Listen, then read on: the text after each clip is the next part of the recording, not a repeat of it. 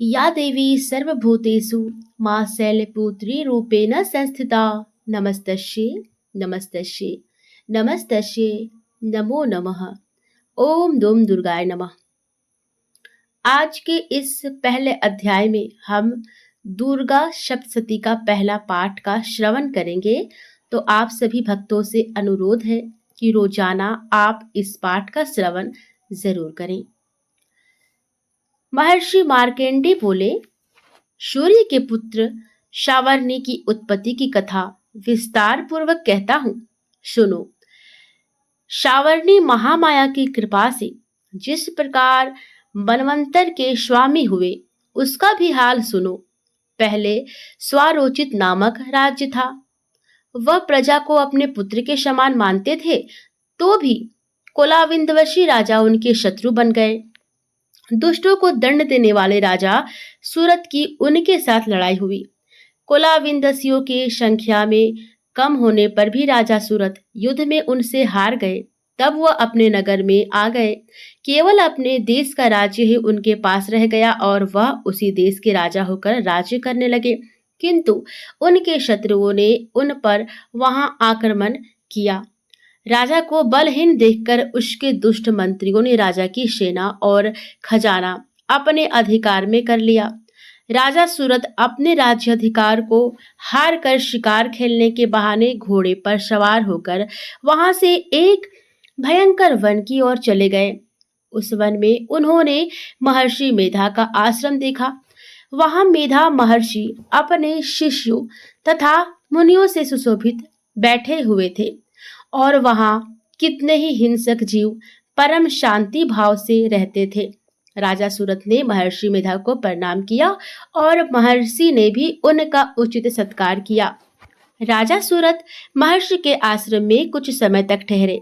अपने नगर की ममता के आकर्षण से राजा अपने मन में सोचने लगे, पूर्व काल में पूर्वजों ने जिस नगर का पालन किया था, वह आज मेरे हाथ से निकल गया। मेरे दुष्ट एवं दुरात्मा मंत्री मेरे नगर की अब धर्म से रक्षा कर रहे हैं या नहीं। मेरा प्रधान हाथी, जो कि सदा मद की वर्षा करने वाला और सूरवीर था, मेरे वैरियों की वश में होकर न जाने क्या दुख भोग रहा होगा।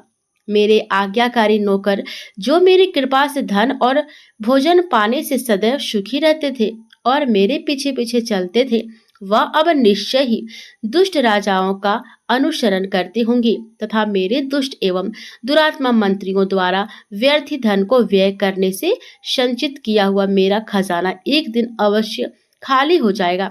इस प्रकार की बहुत सी बातें सोचता हुआ राजा निरंतर दुखी रहने लगा। एक दिन राजा सूरत ने महर्षि मेधा के आश्रम से निकट एक वैश्य को देखा।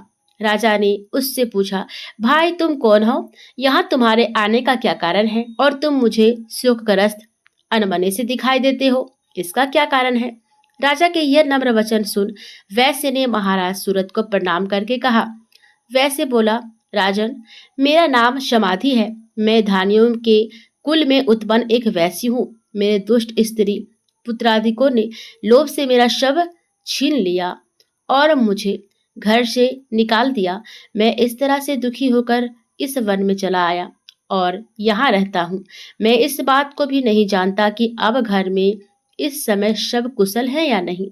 यहाँ मैं अपने परिवार का आचरण संबंधी कोई समाचार भी नहीं ला पा सकता और घर में इस समय कुशल पूर्वक है या नहीं, मैं अपने पुत्रों के संबंध में भी नहीं जानता। सदाचारी हैं या दुराचारी में फंसे हुए हैं। राजा बोले, जिस धन के लोभ स्त्री पुत्रों ने तुम्हें घर से निकाल दिया, फिर भी तुम्हारा चित्त उनसे क्यों प्रेम करता है? वैश्य ने कहा, मेरे विषय में आपका ऐसा कहना ठीक है, किंतु मेरा मन इतना कठोर नहीं है। यद्यपि उन्होंने धन के लोभ में पड़कर पितृस्नेह को त्याग कर मुझे घर से निकाल दिया है, तो भी मेरे मन में उनके लिए कठोरता नहीं आती। हे महामते, मेरा मन फिर भी उनमें क्यों फंस रहा है, इस बात को जानता हुआ भी मैं नहीं जान रहा। मेरा चित्त उनके लिए दुखी है। मैं उनके लिए लंबी लंबी सांसें ले रहा हूँ। उन लोगों में प्रेम नाम को नहीं है, फिर भी ऐसे निस्नेहियों के लिए मेरा हृदय कठोर नहीं होता। महर्षि मार्कंडेय जी ने कहा, हे ब्राह्मण, इसके पश्चात महाराज सूरत व वैश्य दोनों महर्षि मेधा के समीप गए और उनके साथ यथा योग्य न्याय संभाषण करके दोनों ने वार्ता आरंभ की। राजा बोले, हे भगवान, मैं आपसे एक बात पूछना चाहता हूँ, सो आप कृपा करके मुझे बताइए। मेरा मन अधीर नहीं है, इससे मैं बहुत दुखी हूँ। राज्य धनादि की चिंता अभी तक मुझे बनी हुई है और मेरी ये ममता अज्ञानों की तरह बढ़ती ही जा रही है। और यह समाधि नामक वैसे भी अपने घर से अपमानित होकर आया है। इसके स्वजनों ने भी इसे त्याग दिया है। स्वजनों से त्यागा हुआ भी यह उनसे हार्दिक प्रेम करता है। इस तरह हम दोनों ही दुखी हैं। हे महाभाग, उन लोगों के अवगुणों को देखकर भी हम दोनों के मन में उनके लिए ममता जनित आकर्षण उत्पन्न हो रहा है। हमारे ज्ञान रहते हुए भी ऐसा क्यों है? अज्ञानी मनुष्यों की तरह हम दोनों में यह मूर्खता क्यों है? महर्षि मेधा ने कहा, विषम मार्ग का ज्ञान सब जंतुओं को है। सबों के लिए विषय पृथक पृथक होते हैं।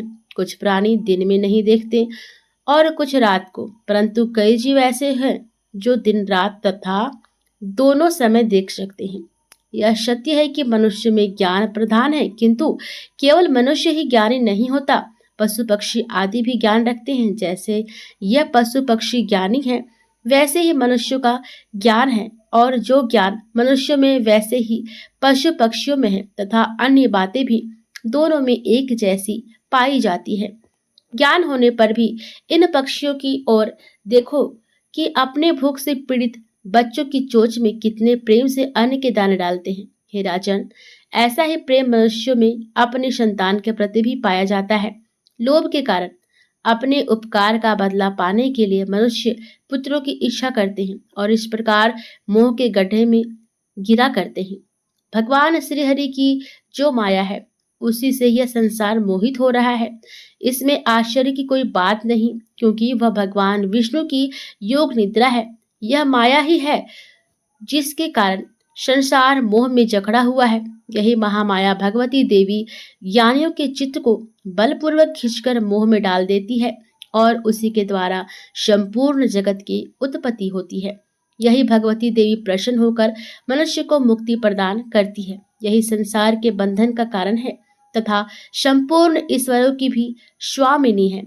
महाराज सूरत ने पूछा, भगवान, वह देवी कौन सी है जिसको आप महामाया कहते हैं? हे ब्राह्मण, वह कैसे उत्पन्न हुई और उसका कार्य क्या है? उसके चरित्र कौन कौन से हैं प्रभु? उसका जैसा प्रभाव हो, जैसा स्वरूप हो, वह सभी कृपा कर मुझसे कहिए, मैं आपसे सुनना चाहता हूँ। महर्षि मेधा बोले, राजन, वह देवी तो नित्य स्वरूपा है। उसके द्वारा यह संसार रचा गया है, तभी भी उसकी उत्पत्ति अनेक प्रकार से होती है। वह सब आप मुझसे सुनो। वह देवताओं का कार्य सिद्ध करने के लिए प्रकट होती है। उस समय वह उत्पन्न हुई कहलाती है।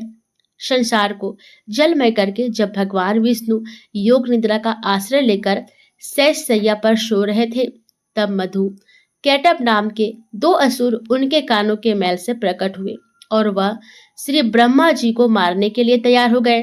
श्री ब्रह्मा जी ने जब उन दोनों को अपनी ओर आते देखा और यह भी देखा कि भगवान विष्णु योग निद्रा का आश्रय लेकर सो रहे हैं, तो वह उस समय श्री भगवान को जगाने के लिए उनके नेत्रों में निवास करने वाली योग निद्रा की स्तुति करने लगे। श्री ब्रह्मा जी ने कहा, हे देवी, तुम ही स्वाहा, तुम ही स्वधा और तुम ही वष्टकार हो। स्वर भी तुम्हारा ही स्वरूप है। तुम ही जीवन देने वाली सुधा हो। नित्य अक्षर प्रणव में आकार, उकार, मकार, इन तीनों में माताओं के रूप में भी तुम ही स्थित हो। इनके अतिरिक्त जो बिंद पद अर्धमात्र हैं, जिसका की विशेष रूप से उच्चारण नहीं किया जाता है, हे देवी, वह भी तुम ही हो। हे देवी, संध्या, सावित्री तथा परम जननी तुम ही हो। तुम इस विश्व को धारण करने वाली हो।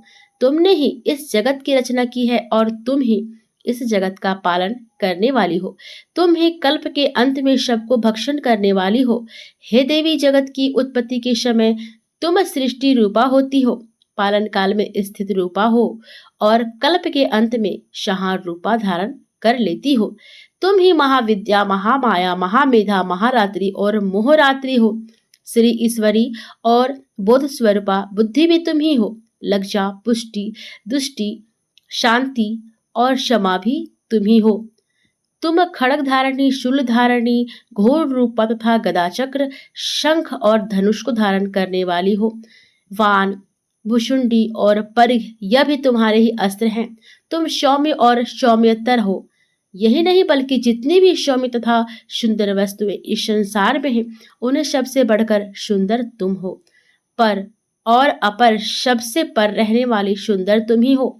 हे स्वरूपे देवी, जो भी सहछत पदार्थ है और उनमें जो शक्ति है वह तुम ही हो। ऐसी अवस्था में भला तुम्हारी स्तुति कौन कर सकता है।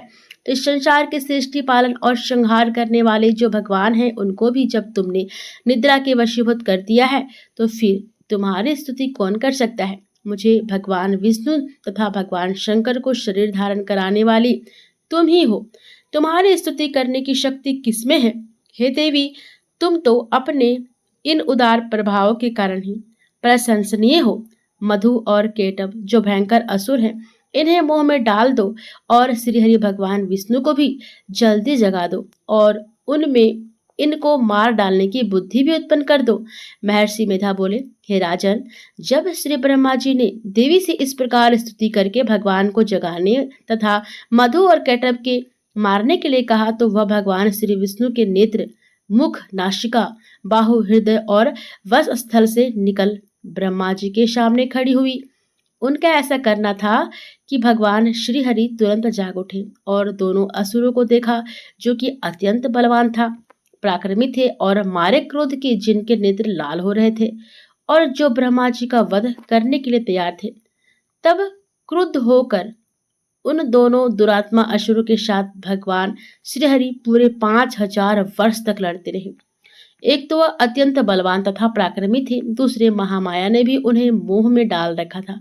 अतः वह श्री भगवान से कहने लगे, हम दोनों तुम्हारी वीरता से अत्यंत प्रसन्न हैं, तुम हमसे कोई वर मांगो।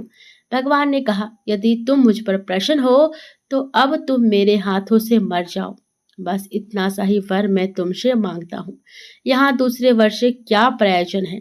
महर्षि मेधा बोले, इस तरह से जब वो धोखे में आ गए और अपने चारों ओर जल ही जल देखा, तो भगवान श्री हरि से कहने लगे, जहाँ पर जल ना हो, सूखी जमीन हो, उसी जगह हमारा वध कीजिए। महर्षि मेधा कहते हैं, तथास्तु कहकर भगवान श्री हरि ने उन दोनों को अपनी जांघ पर लिटाकर उन दोनों के सिर काट डाले। इस तरह से ये देवी श्री ब्रह्मा जी की स्तुति करने पर प्रकट हुई थी। अब तुमसे उनके प्रभाव का वर्णन कहता हूँ, सो सुनो। पहला अध्याय समाप्त हुआ। आगे की कथा हम दूसरे अध्याय में सुनेंगे। वीडियो को पूरा देखिएगा और पूरा सुनिएगा। वीडियो देखने के लिए बहुत बहुत धन्यवाद।